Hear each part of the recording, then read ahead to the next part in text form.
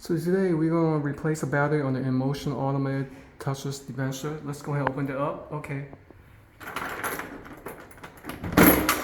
Alright. This is actually my first time. So last time I showed you guys how to replace the paper. Now I just have to find out how to replace the battery.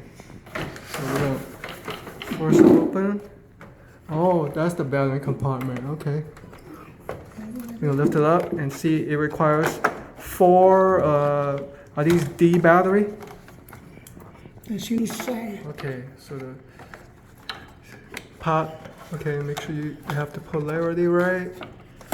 Everything is battered properly. Okay. Positive polarity touching the conductive strips. So actually I stand corrected. The upper tier is the positive polarity going to the right. And this one is going to the positive polarity on this end. Let's go ahead and test it out. I'm actually surprised. Because if you look on this, you see how these have 2 tabs right here? So let's go ahead and close out the circuit. Let's close out the tab. And just to check if it works. See? But of course we've got to do this. And in case you forget, this is how you feed the paper through. Just a little bit. And then close it out. And